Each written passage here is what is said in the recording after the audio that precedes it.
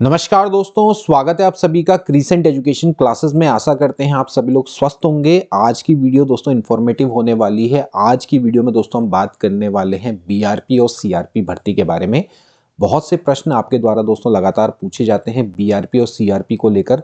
Block resource person and cluster resource person, इसकी vacancy काफ़ी समय से दोस्तों आनी है। 955 पदों पर दोस्तों ये भर्ती आनी है और पहली बार दोस्तों फ्रेश कैंडिडेट्स को इसमें मौका मिलने जा रहा है। हालांकि रिटायर्ड टीचर्स के लिए भी कुछ परसेंटेज दोस्तों यहाँ पर रखा गया है। आज की वीडियो में दोस्तों हम आपको डिटेल में बताएंगे भाई कितनी वैकेंसीज दोस्तों फिलहाल आने वाली है, क्योंकि फाइनली दोस्तों इसका बाइफरकेशन हो चुका है, नोटिफिकेशन दोस्तों आ चुका है। जल्दी ही दोस्तों इसका एडवर्टीजमेंट भी निकलेगा और आपको दोस्तों यहाँ पर मौका मिलेगा अप्लाई करने का।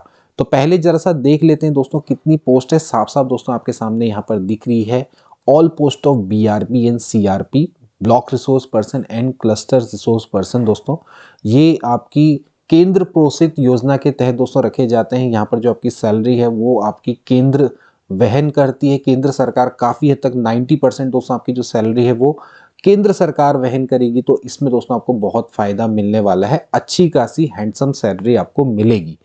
तो अब देखिए जो ब्लॉक रिसोर्स पर्सन है हिंदी में, तो इसमें रिटायर्ड टीचर्स के लिए दोस्तों 10% का कोटा रखा गया है, लेकिन फ्रेश कैंडिडेट्स के लिए भी 42 पोस्ट आएंगी, तो 47 दोस्तों यहाँ पर रहेगी। ब्लॉक रिसोर्स पर्सन इंग्लिश है, तो यहाँ पर आप देख सकते हैं रिटायर्ड टीचर के लिए 5 और यहाँ पर आप देख सकते हैं 43, तो 48 10% का दोस्तों कोटा रहने वाला है। ऐसे ही साइंस है, यहाँ पर भी 5 पोस्टें हैं, फ्रेश कैंडिडेट्स के लिए 43 हैं, 48 टोटल पोस्ट रहेंगी। ब्लॉक रिसोर्स पर्सन मैथ्स है 5 पोस्ट, 42 47। इसके अलावा सोशल साइंस में भी आपकी 10 रहेंगी। रिटायर्ड टीचर के लिए 85 यहाँ पर बहुत ज़्यादा है, सबसे ज़्यादा 95 टोटल है। और क्लस्टर रिसोर्स पर्सन, तो दोस्तों इसकी यहाँ पर सबसे हाईलाइटेड पोस्ट ये है, क्योंकि दोस्तों इसमें सबसे ज़्यादा रहेगी, 603 वैकेंसीज रहेंगी। 67 रिटायर्ड टीचर को जाएंगी, तो टोटल रिटायर्ड टीचर को 97 जाने वाली है। 858 वैकेंसीज आपके लिए अवेलेबल रहेंगी। टोटल आपकी 955 पोस्ट हैं दोस्तों। यहाँ पर देख सकते हैं आप दोस्तों कि यहाँ पर अभी एक तरह से ये जो पोस्ट है दोस्तों यहाँ पर सब ने यहाँ पर साइन कर दी हैं। एक तरह से ये फिक्स हो चुके हैं कि इतनी दोस्तों पोस्ट अभी आपकी आने वाली है। ठीक है, अब देखिए यहाँ पर डिस्ट्रिक्ट वाइज और ब्लॉक वाइज दोस्तों कैटेगराइजेशन किया गया है। थोड़ा सा इसको भी देख लेते हैं, आपको पता चल जाएगा कि आपके डिस्ट्रिक्ट्स में कितनी है। तो जैसे आप अल्मोड़ा से हैं, तो अल्मोड़ा में आप देख सकते हैं दोस्तों कि यहाँ पर टोटल मिला के 33 दोस्तों पोस्टें रहने वाली हैं। हिंदी की यहाँ पर 5 हैं, इंग्लिश की 6 हैं, साइंस की 6 हैं, मैथ्स की 5 हैं, सोशल साइंस की यहाँ पर 11 है। ऐसी बागेश्वर में आप देख सकते हैं जितने नंबर ऑफ ब्लॉक हैं उसके अकॉर्डिंग ही दोस्तों यहाँ पर देखिए हिंदी की 1 है और यहाँ पर 2 है, इंग्लिश की, साइंस की 6 है, मैथ्स की 1 है, फिर साइंस की 3 है, सोशल साइंस की बात हो रही है, तो कुल मिला के 9 यहाँ पर दोस्तों पद हैं।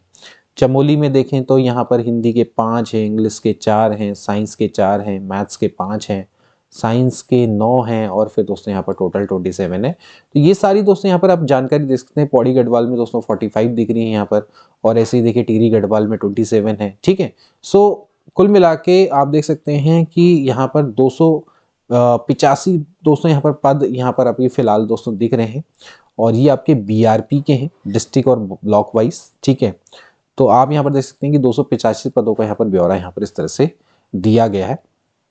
तो ये सारी जो पीडीएफ्स है दोस्तों चिंता ना करें, मैं अपने टेलीग्राम चैनल पर अपलोड कर दूंगा, आप हमारे टेलीग्राम चैनल को ज्वाइन कर लेना। तो ये सारी चीज़ें दोस्तों यहाँ पर दी है। ठीक है, इसी तरह से दोस्तों जैसे सीआरपी पोस्ट है, तो ये डिस्ट्रिक्ट एंड क्लस्टर वाइज दोस्तों दी गई है। अल्मोड़ा में 92 क्लस्टर हैं, तो 92 पोस्ट होंगी।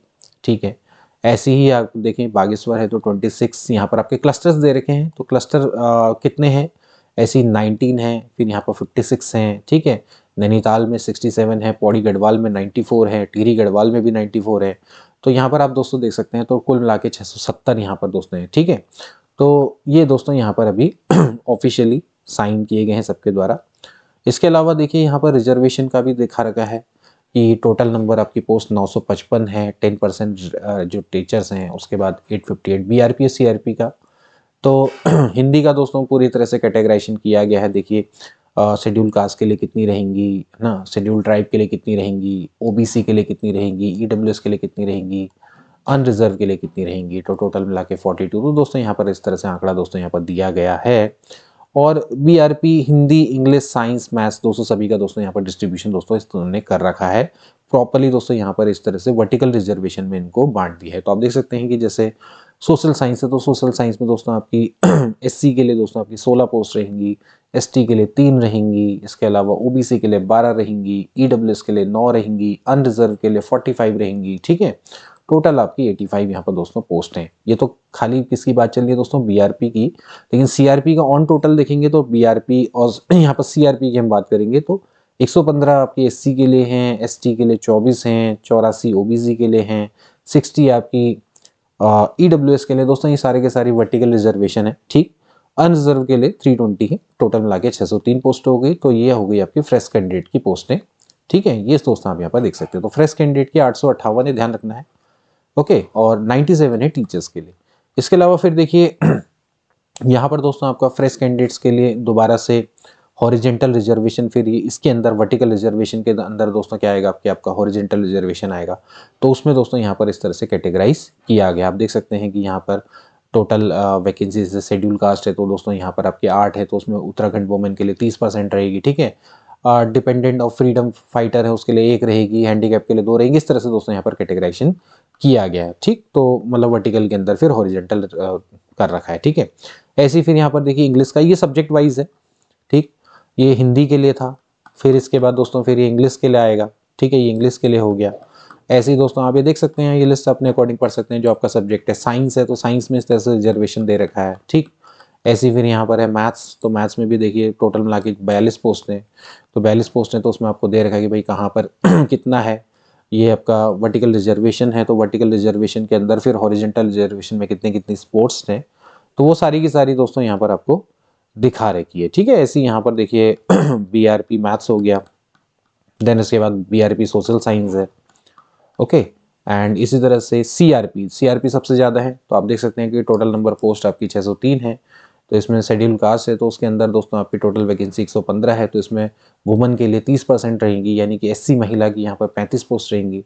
फिर डीएफएफ की दोस्तों 12 हो जाएंगी, फिर हैंडीकैप की कुल मिला के इनमें सभी में 12 होंगी, कुछ इसी के अंदर मतलब। ठीक है, फिर 24 हो गया, फिर ये 30 हो गया एक्स आर्मी का। तो ऐसे करके दोस्तों फिर ऑर्फन का तो टोटली इन्होंने कैटेगराइज कर रखा है कि भैया शेड्यूल कास्ट के अंदर 6 हैं, फिर शेड्यूल ट्राइब के अंदर 1 है, ओबीसी के अंदर 4 हैं। ठीक है, ईडब्ल्यूएस के अंदर 3 हैं, फिर उसमें आपके 16, इस तरह से दोस्तों कर रखा है। ठीक है, तो कुल जो ग्रैंड टोटल है वो आपका 603 है। वुमेन के लिए इसमें दोस्तों आपकी 181 हो जाएंगी। ठीक है, मतलब फाइनली दोस्तों अगर आप देखें तो 603 में से 181 पोस्ट वुमेन के लिए हैं, इतना आपने सिंपली समझना है। Degree of freedom fighter, dependent of freedom fighter हैं तो उनके लिए 12 हैं, हैंडीकैप के लिए 24 हैं, और एक्स आर्मी मैन के लिए 30 हैं, ऑर्फन के लिए दोस्तों आपकी 30 हैं। ठीक, अब बेसिकली देखा जाए तो इनमें से कुछ तो जो दोस्तों पोस्ट होती हैं वो जनरली वैसे मेरे हिसाब से खाली चली जाएंगी, लेकिन फिर भी इन दैट केस वो उसमें जनरल कैटेगरी को चले जाती है। ठीक है, तो ऐसे दोस्तों यहाँ पर आप देख सकते हैं सीआरपी रिटायर्ड टीचर, तो इसका भी दोस्तों यहाँ पर कैटेगराइजेशन किया गया है। रिटायर्ड टीचर वाला आपके लिए नहीं है। ठीक है, हम यही मानते हैं कि हमारे जितने भी जो व्यूअर्स हैं वो जनरली अभी बेरोजगार हैं, रिटायर तो नहीं हो सकते, रिटायर्ड टीचर तो नहीं हो सकते, फिलहाल हमारा यही मानना है। तो ये देखिए यहाँ पर दोस्तों इस तरह से टोटल कैटेगराइजेशन किया गया है। ठीक है ना, वर्टिकल रिजर्वेशन का 10% का इस तरह से दोस्तों यहाँ पर दे रखा है। तो ये दोस्तों आप यहाँ पर क्लियरली देख सकते हैं। 97 का भी दोस्तों कैटेगराइजेशन किया गया है। ठीक है, और ऐसे ही दोस्तों फिर यहाँ पर बीआरपी हिंदी का, रिटायर्ड टीचर का, सबका दोस्तों, फिर रिटायर्ड टीचर का अब आ जाएगा यहाँ पर इंग्लिश का। ऐसे ही यहाँ पर आप देखेंगे तो ये आपका साइंस का आ जाएगा। ठीक है, तो ये दोस्तों इस तरह से यहाँ पर दिया गया है। अब दोस्तों थोड़ा सा बात जान लेते हैं कि बीआरपी और सीआरपी के लिए क्या इसके दायित्व हैं और क्या इसकी एजुकेशनल क्वालिफिकेशन रहेगी। अब दोस्तों हम बात करेंगे educational qualification of BRP and CRP. I hope कि दोस्तों यहाँ पर आपको दिख रहा होगा, कोशिश मैंने करी है कि बड़ी स्क्रीन पर आपको दिखाई दे। तो देखिए बीआरपी अगर आप हिंदी बनना चाहते हैं तो आपको क्या चाहिए दोस्तों, यहाँ पर ध्यानपूर्वक देखिएगा। पोस्ट ग्रेजुएट चाहिए 55% मार्क्स से हिंदी में, और ग्रेजुएशन भी आपको चाहिए 55% मार्क्स। ठीक है, जिसमें आपकी हिंदी और संस्कृत होनी चाहिए as a main subject from the recognised university. ठीक है ना, इसके अलावा आपको दोस्तों बीएड होना चाहिए, ठीक है। और अगर रिटायर्ड टीचर हैं बीएड या फिर एलटी चल जाएंगे। इसके अलावा दोस्तों आपने सीटेट या फिर यूटेट आपका होना चाहिए। कंप्यूटर में आपकी प्रोफिशिएंसी होनी चाहिए, यानी कि आपको MS office, power point, email आपको आना चाहिए करना, ठीक है। एज की बात करें तो मिनिमम आपकी 21 साल, मैक्सिमम 42 साल दोस्तों होनी चाहिए फ्रेश कैंडिडेट्स की। रिटायर्ड टीचर के लिए 65 साल की मैक्सिमम एज चलेगी, साथ ही साथ मेडिकल सर्टिफिकेट भी उनका लगेगा। अब देखिए, जब पेमेंट की हम बात करेंगे तो 40,000 रुपये दोस्तों आपको मिलेंगे, इंक्लूडिंग जीएसटी, सर्विस चार्ज, ये सब लगा लोगों के, ठीक है। As approve by the government of India from the time to time, ठीक है, जो हो रहेगा। तो इस तरह से दोस्तों, ठीक है, which is quoted by outsourcing agency which ever is less. So 40,000 के अराउंड दोस्तों आपको मिलेगा, ठीक है।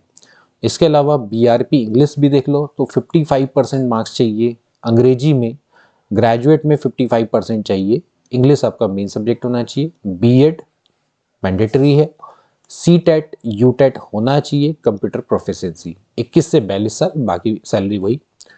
साइंस का बनना चाहते हैं तो पोस्ट ग्रेजुएट फिजिक्स में होंगे, केमिस्ट्री में है, जियोलॉजी, बॉटनी, इन चारों में से अगर आप किसी में से पोस्ट ग्रेजुएट हैं विथ 55% मार्क्स, तो इसके अलावा ग्रेजुएशन में आपके 55% मार्क्स होने चाहिए इनमें से किन्हीं दो सब्जेक्ट से। आपकी या तो फिजिक्स केमिस्ट्री हो या फिर केमिस्ट्री जियोलॉजी, जियोलॉजी बॉटनी, जो भी आपकी रहेगी, जैसा आपका कॉम्बो बनता है। तो इसी तरह से वैसे केमिस्ट्री जियोलॉजी रहती है या फिर जियोलॉजी बॉटनी रहती है, ठीक है, क्योंकि जेडबीसी यहाँ पर हो जाती है। फिजिक्स के संग तो एक ही कॉम्बो बनेगा, फिजिक्स और केमिस्ट्री का, ठीक। इसके अलावा बीएड चाहिए, यूटेट चाहिए और वही चीज़ें, ठीक है। इसके अलावा अगर आप मैथ्स की बात करेंगे ब्लॉक रिसोर्स पर्सन में तो फिर वही पोस्ट ग्रेजुएशन होनी चाहिए 55% मैथ्स के संग। ग्रेजुएट भी दोस्तों आपकी 55% मार्क्स के संग होनी चाहिए, वो भी मैथ्स से, ठीक है। बीएड चाहिए और इसके अलावा आपको सीटीटी, यूटीटी और प्रोफिशिएंसी इन आपकी कंप्यूटर, ठीक है, एमएस ऑफिस, ये सब दोस्तों आपको आना चाहिए। इसके बाद दोस्तों बात करेंगे बीआरपी सोशल साइंस की। तो दोस्तों आपने पोस्ट ग्रेजुएट होना चाहिए 55% मार्क्स से।